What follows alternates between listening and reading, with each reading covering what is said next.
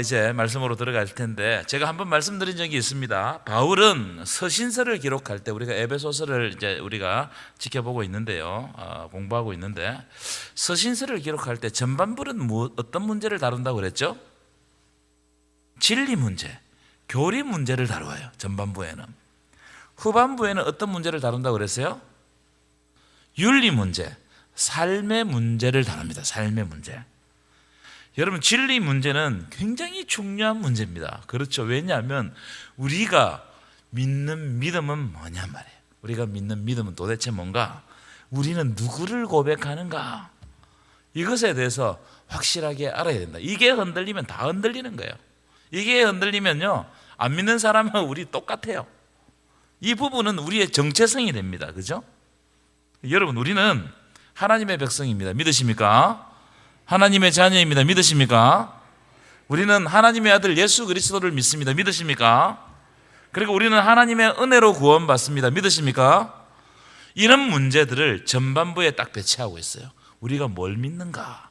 우리의 구원은 어떤 방법으로 이루어지는가? 이걸 딱 전반부에 배치를 하고, 자, 두 번째, 후반부에는 어떤 문제라고 그랬죠? 윤리 문제, 삶의 윤리 문제란 말은 삶에서 일어나는 문제를 다루는 거예요. 무슨 말이냐면, 예수 믿는 사람들은 어떻게 살아야 되냐 말이에요. 예수 믿는 건 알겠는데, 그럼 그 사람들은 어떻게 살아야 되느냐, 어떤 모습으로 어떤 윤리를 가지고 살아야 되는가, 이걸 후반부, 서신서 후반부에서 딱 다루어요. 이게 균형을 이루어야 됩니다. 믿는 문제와, 우리가 예수를 믿는 문제와 삶의 문제가 균형을 이루고, 이 사이에 갭을 좁혀야 돼요. 이 사이에 갭을 좁혀야 됩니다.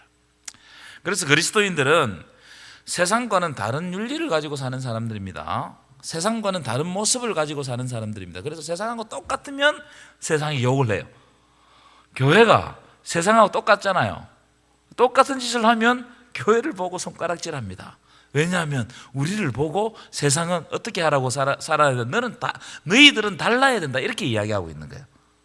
너희들은 달라야 된다. 그래서 이제 오늘 본문부터 에베소서 4장은 윤리 문제에 대해서 주안점을 두고 이제 이 말씀을 기록하고 있다는 겁니다. 자, 내용으로 들어가 보실까요? PPT 띄워주십시오. 내용으로 들어가시면 에베소서 4장의 첫 번째 주제는 하나됨. 이 하나됨에 대해서 사장에서 얼마나 많이 강조하는지 몰라요. 하나가 뭐예요? 하나. 하나됨을 이루는 예수 공동체에 대해서 말씀을 하고 있습니다. 4장 전반부에서는 계속해서 예수 공동체는 예수 안에서 하나다, 하나됨을 이루는 공동체다. 여러분, 이게 중요하다는 거예요. 세상 공동체와 다르다는 겁니다. 자, 4장 1절 보실까요? 4장 1절. 자, 그러므로 주 안에서 갇힌 내가 너희를 권하노니 너희가 부르심을 받은 일에 합당하게 행하라 하는 거예요. 이거 행하라 이 말이 윤리 문제죠. 삶의 문제죠. 자, 여러분, 부르심을 받았다, 이 제가 부분을 찾아보니까 헬라어로 에클레시아라는 부분이에요. 에클레시아. 에클레시아는 신약 성경에서는 어떤 뜻으로 쓰죠? 교회라는 뜻으로 씁니다. 에클레시아. 이 무슨 뜻이냐면 밖으로 불러냈단 말이에요. 밖으로 불러냈다.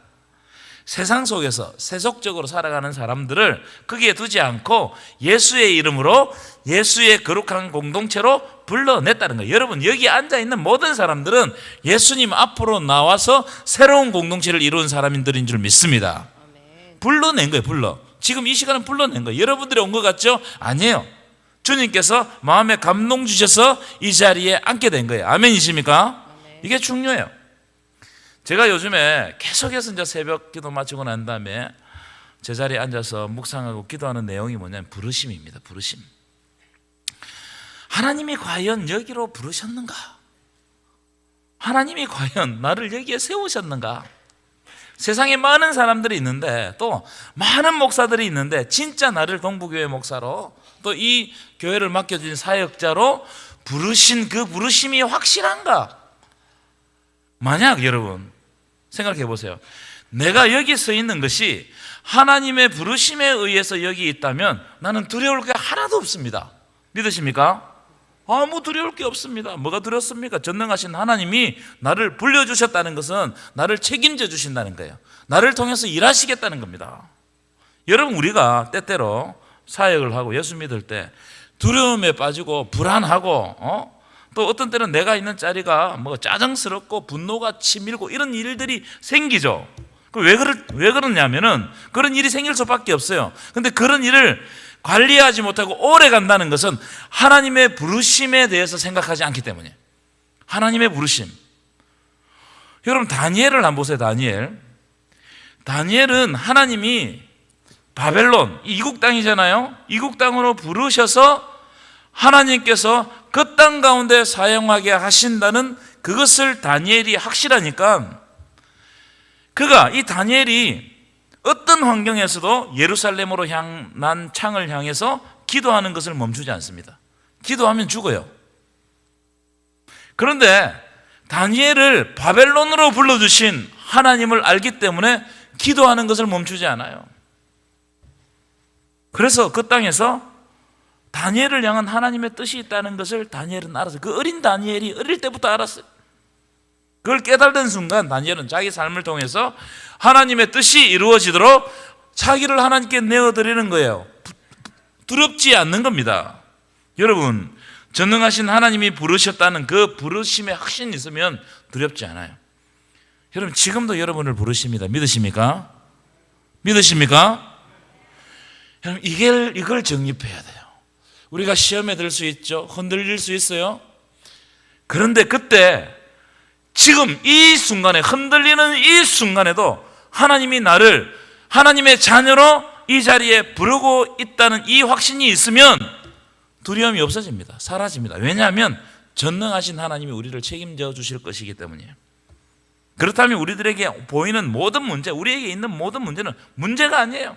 왜 문제가 되느냐? 하나님의 부르심이 약하기 때문에요. 그 부르심에 내가 응답하지 못하기 때문입니다. 세상에 여러 가지들이 우리의 눈을 가려버리면요 그 부르심을 듣지 못해요. 이게 영안이 어두워졌다 그래요. 영안이 어두워졌다. 혹시 여러분들은 영안이 어두워지지 않았습니까? 그래서 하나님의 부르심을 잊고 살아가지 않습니까? 종교생활하지 않습니까? 단지 교회에 왔다 갔다만 하고 있지 않습니까? 이건 여러분 부르심에 대해서 다시 생각해야 돼요. 지금 이 자리에 나를 부르셨는가? 나를 목사로 부르셨는가? 나를 장로로 부르셨는가? 나를 중직자로 부르셨는가? 나를 한 가정의 가장으로 부르셨는가? 기도의 어머니로 부르셨는가? 여러분 이건 너무나 중요한 거예요. 부르심이 확실하다면 하나님 그 사람을 사용하시는 거예요. 아멘이십니까? 부르심이 없으면 지치는 거예요. 내가 뭘 해야 될지 모르는 겁니다. 자, 그런 의미를 가지고 4장 2절 보실까요? 하나님의 부르심이 있다는 것을 알면, 자, 보십시오. 4장 2절. 모든 일을 어떻게 한다고요? 겸손과 온유로 감당한다는 거예요. 참 이 말씀이 제게 위로를 줬습니다. 특별히 부르심이 있으면, 부르심이 확실하면 오래 참을 수 있어요. 모든 일을 사랑 가운데 용납하는 거예요. 부르심이 있잖아요. 그럼 넉넉해져요. 하나님이 부르셨는데 내가 무슨 걱정이 있냔 말이에요. 제가 지난주일 설교에서 하영주 목사님 설교를 제가 인용했지 않습니까? 은혜가 없으면 기름치지 않는 기계와 같다. 기름치지 않는 기계와 같다. 피곤하고 빡빡하고 사나워진다는 거예요. 은혜가 없으면 일을 하는 거예요. 일을 하니까 피곤해지는 겁니다. 하지만 은혜가 넘치면 부드러워져요. 아무리 험한 사건도 어떻게 된다고? 부드럽게 풀어가는 겁니다. 여러분 일에 집중하면요 겸손하지도 못하고 온유할 수도 없고 오래 참을 수도 없고 용납할 수 없어요. 용납이 안 됩니다. 일을 잘해야 되니까 용납이 안 돼요. 그럼 분란이 일어나는 겁니다. 그래서 우리는 어디에 집중해야 되느냐 하면 은혜 받는 데 집중해야 됩니다. 아멘이십니까? 먼저 여러분 일을 하려고 하지 마시고 말씀 듣는 데 집중하고 예배 드리는 데 집중하고 기도하는 데 집중해. 하나님을 만나는 데 집중해야 된단 말이에요. 하나님과의 관계를 어떻게 놓는가? 여기에 집중해야 된다는 겁니다. 은혜 받으면 그 힘으로 섬기는 거예요. 그러면 감동이 일어나는 겁니다. 여러분 교회는요 착각하지 마십시오. 일하는 곳이 아닙니다. 일 자체의 목적이 있지 않아요. 일 잘하는 것 그건 사회에 가서 해야 돼요. 교회는 하나님의 은혜를 체험하는 공동체예요. 아멘이십니까? 하나님의 은혜를 체험하는 사람들이 더 많이 체험하는 사람들이 더 깊이 일하는 거예요. 더 열심히 일하는 거예요. 그 은혜로 하는 겁니다. 교회에 일하고 난 다음에 여러 가지 이야기가 들리고 여러 가지 좋지 않는 모습들이 생기고, 왜 그렇습니까? 일에 치중하기 때문에. 일을 잘해야 되거든요. 그러니까 못하는 사람이나 뭐 나에게 일을 하고 있는데 뭐 딴소리 하는 사람이나 이런 사람들이 다 이상하게 보이는 거예요. 교회는 은혜가 충만해야 돼요. 아멘 좀 하시죠? 아멘이십니까? 교회는 은혜가 충만해야 돼요. 하나님의 은혜를 경험하면 거기에 감동받아서 일은 그냥 자연스럽게 반응하는 겁니다. 많이 받은 사람들이 많이 일하는 거예요. 그래서 4장 3절 보십시오. 무엇에 매는 줄로? 무엇에 매는 줄로? 평안에 매는 줄로 성령이 하나 되게 하신 것을 힘써 지키라는 거예요. 여러분, 부활하신 예수님은 제자들에게 찾아갈 때마다 평안할지어다 이렇게 선포했어요. 너희가 평안할지어다. 사도 바울도 여러 교회 편지를 쓸 때마다 어떻게 했습니까? 은혜와 평강이 너희에게 있을지어다. 여러분, 평안은 주님이 우리들에게 주신 사명이에요. 평안은 사명입니다. 특별히 성령이 하나 되게 하셨어요. 여러분, 교회는 성령이 하나 되게 하신 공동체입니다. 믿으십니까? 근데 사도 바울은 성령이 하나 되게 하신 것을 어떻게 하라고요? 이런 데 힘을 써야 된단 말이에요. 이런 데. 싸우는 데 힘을 쓰면 안 되고 성령이 하나 되게 하신 것을 힘써 지키라. 여러분, 교회 공동체는 그리스도의 피로 세워졌고 성령의 역사로 말미암아 성장했어요. 성령의 역사로 말미암아 움직이는 곳이 교회입니다. 무슨 말이냐면 예수 공동체는 어떤 특정한 사람이 자기 마음대로 할 수 있는 공동체가 아니단 말이에요. 여러분, 예수 공동체는 예수님이 머리 되시고 예수님이 주인 되시고 성령의 역사로 말미암아 움직이는 공동체가 예수 공동체다. 아멘이시죠? 아멘. 이런 공동체다. 여러분, 공동체에 대해서 다시 정립해야 돼요. 그래서 주의 평안이, 하나님의 샬롬이, 주의 평안이 샬롬이란 말이잖아요. 이 샬롬이 드러나는 공동체. 그래, 교회에 오면 뭐가 드러나야 된다고요? 하나님의 평안. 어디서도 느낄 수 없는, 기도하러 앉자마자 나의 상처를 다 아시는 하나님께서 나를 만지고 있다는 그 확신이 교회에 오면 들어야 된단 말이에요. 사도 바울은 에베소 4장에 이걸 굉장히 강조합니다. 예수 안에서 하나 되는 예수 공동체. 그래, 평안에 매는 줄로 성령이 하나 되게 하신 것을 힘써 지키라는 거예요. 여러분, 우리 교회가 이런 교회 되시기를 간절히 축원합니다. 그래서 따뜻한 공동체. 그래, 여기 오면 서로의 마음을 따뜻하게 하고 격려하고 위로하고. 그래서 오면 어떻게 된다고요? 나의 이웃을 보면 내가 마음의 상처를 받고 왔지만 세상에서, 근데 이웃을 보면 내 마음이 풀어지고 하나님의 은혜를 경험하고 앉으면 기도하면 눈물이 나고 그 눈물로 말미암아 나의 받았던 여러 가지 상처들이 치유받는 이런 공동체가 예수 공동체단 말이에요. 그래서 때때로 어디 가서 여러분 말을 막 하려고 하지 마세요. 막 말을 한다고 알아주는 게 절대로 아닙니다. 내가 말을 하다가 실수해요. 그 말 속에 나의 뭐가 있다고요? 나의 실수가 있는 거예요. 나의 실수가. 그러니까 사람들이 내가 아무리 내 억울한 말을 이야기해도 그 사람들이 바로 안 받아요. 하나님 앞에서 와서 우시기를 축원합니다. 하나님께 아뢰시기를 축원합니다. 너무나 중요한 겁니다. 4장 한번 보십시오. 4장. 여러분 성경을 보시면요, 4장에 보면 하나라는 단어가 계속 등장합니다. 자, 4장 4절부터 제가 읽어드릴게요. 한번 보십시오. 몸이 하나요. 성령도 한 분이시오. 이와 같이 너희가 부르심에 한 소망 안에서 부르심을 받았다. 계속 하나. 주도 한 분이시오. 믿음도 하나요. 세례도 하나요. 하나님도 한 분이시다는 거예요. 이걸 왜 강조할까? 몰라서 강조하는 겁니까? 여러분, 우리는 교회 공동체는 한 분 하나님을 믿는 하나된 공동체예요. 이걸 깨면 안 된다는 거예요. 왜 이런 이야기를 하느냐? 그 당시 교회들도 이런 것들이 갈라지고 이 교회 안에 여러 가지 갈등이 있고 교회가 소란스럽고 그랬다는 거예요. 왜 그러냐? 자기 사람이 주인 돼 있기 때문에 그래. 사람이 자기 뜻대로 안 하면 막 시끄러운 거예요. 그런데 뭐라고 하냐? 우리는 하나님 한 분 한 분 하나님을 믿는 공동체다. 하나님도 한 분이시고 우리 안에 역사하시는 성령도 한 분이 똑같은 성령이단 말이에요. 우리가 부르시는 부르심도 한 소망에서 부르시면, 여러분 하나님 나라를 바라보는 거 똑같아요. 여러분 하나님 죽어서 천국을 가든 나중에 마지막에 예수님이 역사의 종말이 와서 우리가 하나님 나라로 가든, 여러분 다 그것이 여러분의 소망 아닙니까? 소망이죠. 우리가 믿는 예수님도 한 분이에요. 더 나아가 보십시오. 믿음도 하나예요. 세례도 하나예요. 우리 교회에서 받는 세례, 다른 교회에서 받는 세례, 이게 다 똑같은 세례단 말이에요. 다 똑같은. 우리 개혁자 칼빈 선생님은 어떻게까지 이야기했냐면, 그가 이단에서 세례를 받았다고 할지라도 예수를 확실하게 믿고 세례를 받았다면 그 세례도 세례로 인정해야 된다고 말했습니다. 물론 여기서 이단은 로마 가톨릭을 이야기하는 거예요. 그러니까 여러분, 예수를 믿는 거, 한 분 예수님을 믿는 것이 얼마나 중요하냐 이 말이에요. 살펴본 것처럼 우리의 믿음은 온통 하나됨을 이루고 있어요. 옆 사람 보십시오. 옆 사람을 통해 가지고 내가 하나님 안에서 하나 되는 거예요. 보라면 좀 봐봐요.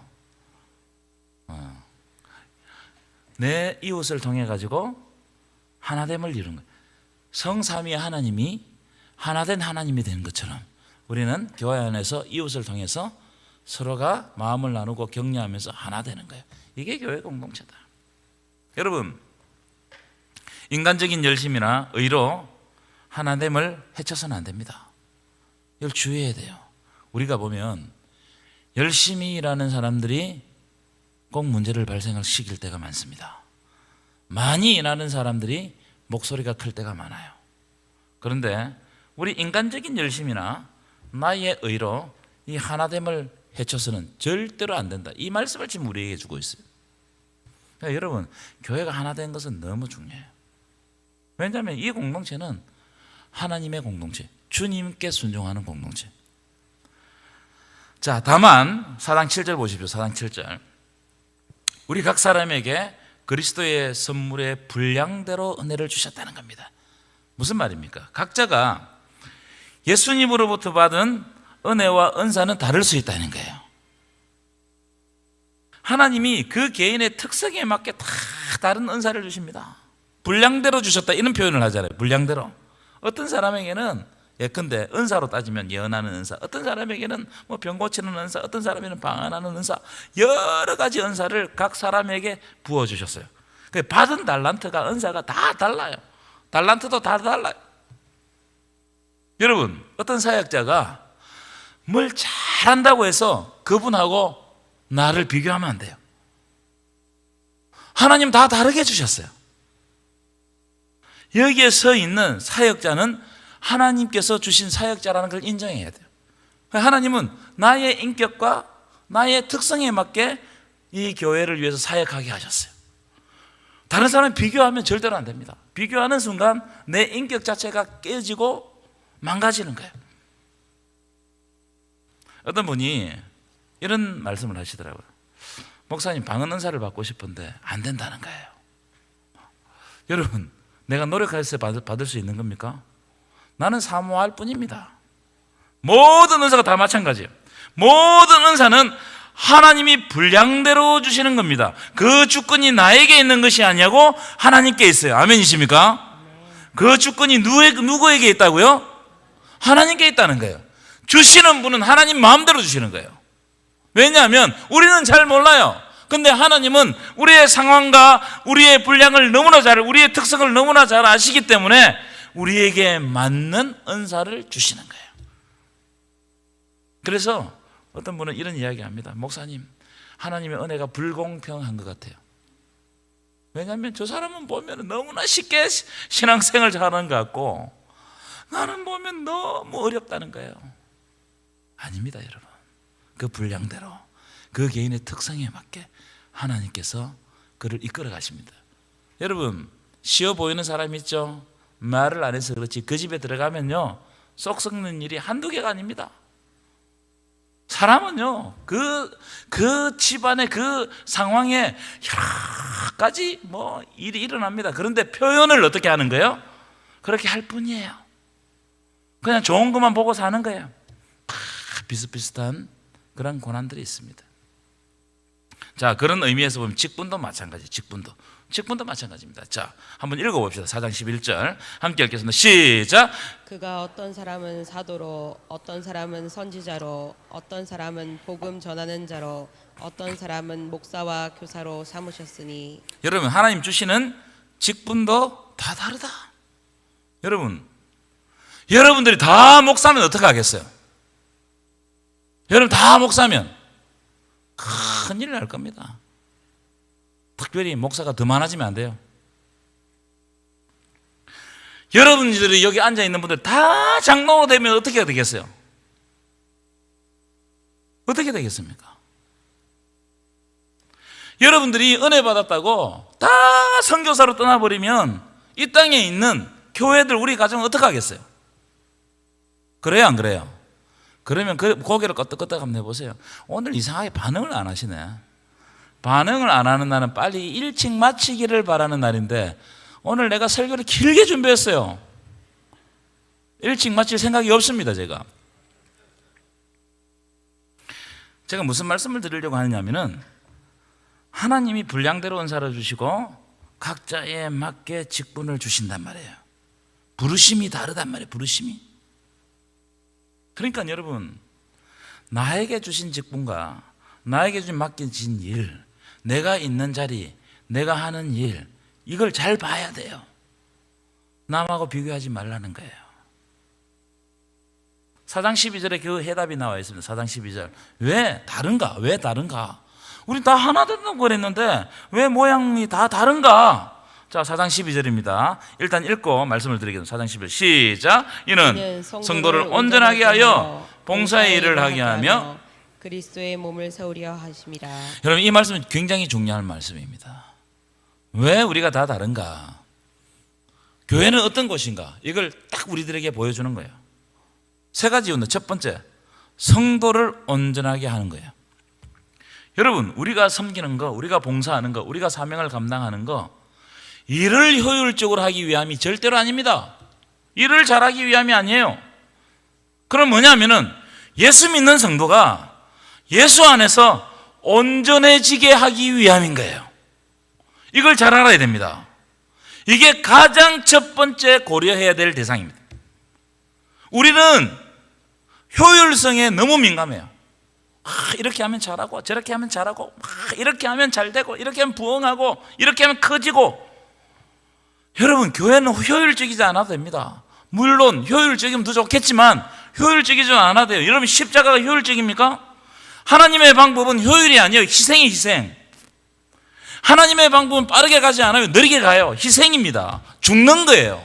하늘의 밀이 죽는 순간 많은 열매를 맺는 거예요. 이게 무슨 효율입니까, 여러분? 여러분, 오늘 가서 죽으십시오. 죽겠어요? 이게 효율이 아니에요. 하나님의 방법은 희생입니다. 희생. 그래서 일 잘하는 거, 잘해야 되죠. 잘해야 되지만 일 잘하는 거에 집중하면 안 됩니다. 한 사람의 성도가, 우리의 섬김이 한 사람의 성도가 예수 안에서 온전하게 성장하는 것, 여기에 초점을 맞춰야 된단 말이에요. 아멘이십니까? 눈이 달라져야 돼요. 그래서 여러분, 우리가 일에서 탈피해가지고 하나님의 사람을 봐야 돼요. 저 사람이 어떤 어려움을 겪고 있고 저 사람이 하나님 앞에서 어떻게 성장하고 있는가, 이걸 볼 줄 알아야 돼요. 이걸 보는 교회는 생명을 귀하게 보는 거예요. 근데 일 중심으로 막 가면요, 교회 사이즈는 커지고 교회 건물은 화려해지고 역사도 좋아지고 그럴 수 있죠. 근데 그게 다가 아니에요. 하나님 기뻐하시는 일이 아니라고 생각합니다. 하나님이 기뻐하시는 일은 생명을 봐야 돼요. 성도를 온전하게 하는 것. 여러분, 성도를 온전하게 하는 것이 우리의 사명인 줄 믿습니다. 그게 첫 번째 사명이다. 그 첫 번째. 두 번째가 뭐냐면 봉사의 일을 하게 하는 거예요. 봉사의 일. 이 봉사의 일을 원문으로 보니까요, 헬라어로 디아코니아라고 합니다. 디아코니아. 디아코니아를 찾아보니까 이런 뜻입니다. 노예가 주인을 위해서 식사 시중을 드는데 주인이 식사가 끝날 때까지 그 옆에 서 있는 걸 말해요. 그럼 그 옆에 서 있단 말이 무슨 말입니까? 주인이 필요에 따라 가져다 주려고 하는, 섬겨 주려고 하는 그런 겁니다. 무슨 말이냐? 우리가 하는 모든 봉사의 일은 주님을 향해 서 있을 때만 의미가 있다 이 말이에요. 우리가 하는 봉사를 통해 가지고 하나님이 영광 받아야만 그 의미가 있는 거예요. 하지만 우리의 봉사 일을 한번 자세히 보세요. 우리가 하는 봉사 일은 나를 향해 서 있어요. 많은 부분 내 만족입니다. 내 만족, 내 부서, 일 자체. 그러니까요, 일을 하면서 분란이 일어나는 겁니다. 일을 할 때, 봉사 일을 할 때 주님을 향해 있으면 이 주님의 기쁨을 위해서 우리가 어떻게 해야 될까? 여기에 관심을 가지거든요. 그런데 일 자체에 관심을 가지거나 내 부서에 관심을 가지거나 어떤 일에 목적을 두면 그 목적에 벗어나는 순간 어떻게 됩니까? 굉장히 힘들어지는 거예요. 사회의 모든 회사는 다 그렇게 움직입니다. 교회는 어디에 움직여야 된다고요? 예수님이 뭘 원하시는가? 여기를 향해 서 있어야 되는 거예요. 그래서 마지막 보십시오. 그 모든 일이 그리스도의 몸을 어떻게 한다고요? 그리스도의 몸을 세우는 겁니다. 결국 우리가 다양한 은사를 받고 서로 다른 직분을 받는 것은 예수 그리스도의 몸이라고 할 수 있는 교회를 세우는 거예요. 교회를. 여러분, 교회는 착각하지 말아야 됩니다. 교회는 시스템이 아닙니다. 교회는 조직이 아닙니다. 여기 함몰되기 쉬워요. 시스템을 많이 잘 만든다고 교회가 잘 되는 게 아니에요. 교회는 조직적으로 막 움직이는, 물론 조직이 필요하죠. 그게 방점을 찍으면 안 된단 말이에요. 교회는 어떤 법을 정하고 회의를 잘해가지고 그 법을 잘 지키는 거, 그 교회가 아닙니다. 물론 그것도 해야 돼요. 그건 안 해서는 안 됩니다. 해야 됩니다. 여러분, 교회는 뭐냐? 예수 믿는 성도들의 공동체입니다. 이걸 먼저 생각해야 돼요. 예수 믿는 성도들의 공동체. 그래서 교회는 예수 믿는 한 사람 한 사람이 예수님 닮는 인격으로 성장해 가는 것이 교회예요. 아멘이십니까? 이게 여러분 건강한 교회를 만드는 겁니다. 그래서 이게 뭐냐? 그리스도의 몸을 세우는 거단 말이에요. 그리스도의 몸을. 그 말씀이 13절부터 쭉 기록되어 있습니다. 13절부터.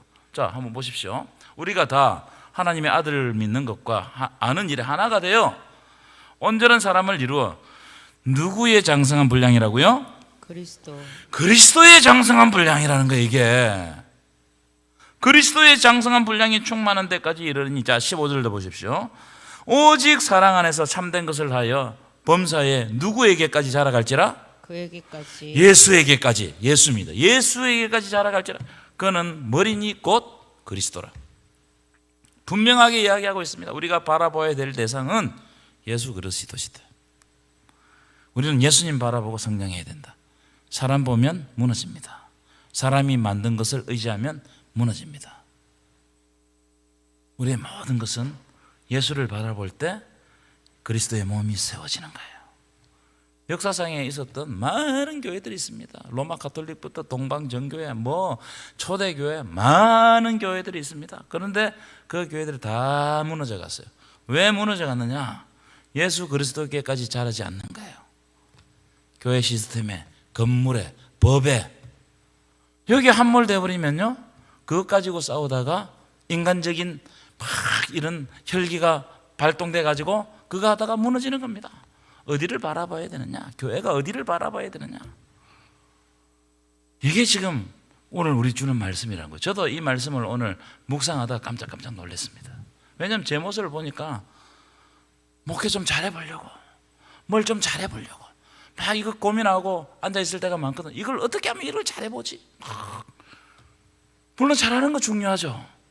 그런데 그 순간 내가 예수님에 대한 우리가 자라가야 된다는 것을 잊는 순간 그거는 사람 인간적인 일에 불과하다 이 말이에요. 경계해야 됩니다. 진짜로. 그런 것들이 다 나중에 율법주의에 내 의가 된단 말이에요. 내가 이걸 만들어가지고 얼마나 잘했는데 말이야. 얼마나. 16절 보십시오.